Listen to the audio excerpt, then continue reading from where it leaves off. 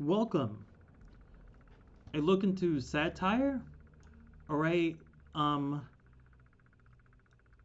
I looked at, or I should say, I watched the movie Sorry to Bother You this week, and my goal was to identify satire in Sorry to Bother You, and identify if it's teachable in satire in a satire unit.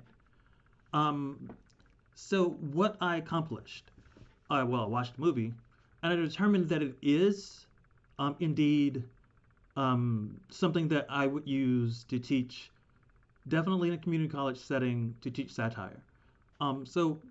Before I go further into that, so I'm going to look at some aspects that I saw that were satirical in the movie.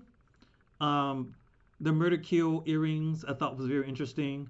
I felt that there was some satire in there. So the main protagonist's girlfriend were at some point during the movie wore earrings that says "murder kills." I found that that was interesting.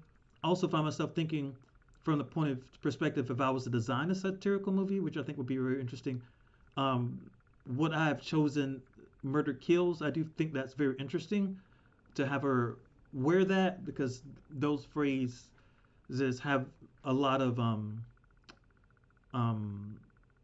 it has a past in hip hop culture, like Murder Kills. There's been a lot of songs about that. Um, Another part that I saw was the cancer scene shows America's greed for money. The cancer scene when the telemarketer called and the woman said her husband was dying of cancer.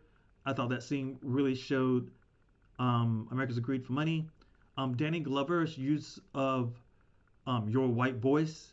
The movie supports the notion that sounding white, acting white, will grant you an inside privilege with white society or white people.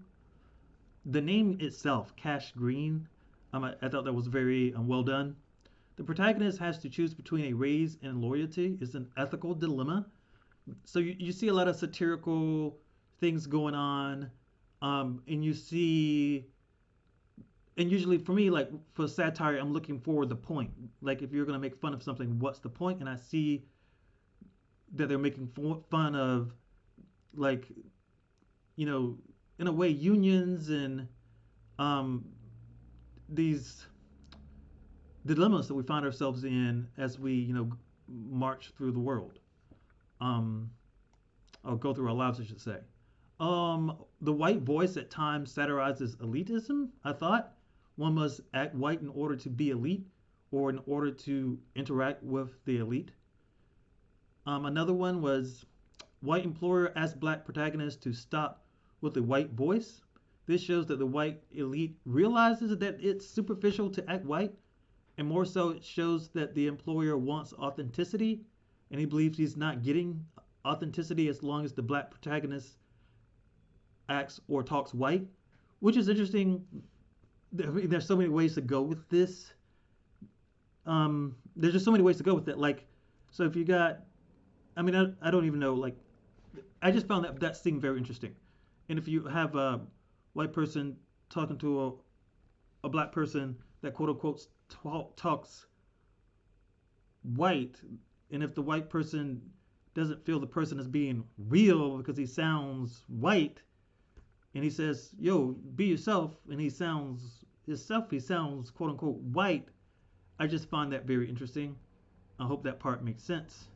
Um, Next, is man willing to become a horse for $100 million? The movie asks what a man's willing to do for money, and it looks like the answer is yes. The man is willing to do almost anything, or mankind, I would say, do almost anything for money.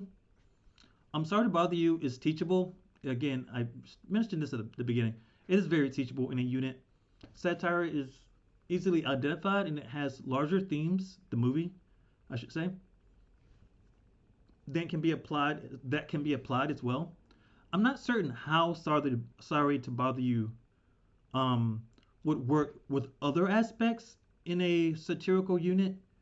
So meaning like um, with the book that I read earlier, Clockwork Orange, I'm not sure how it would work, and it doesn't necessarily have to. That they don't have to necessarily mesh together. But I'm not sure how that would work. Um, but for me, this movie would belong in a unit, and I feel happy to have watched this movie to find a movie that I feel like works in a satirical unit. Um, all right. Thank you, and have a beautiful week.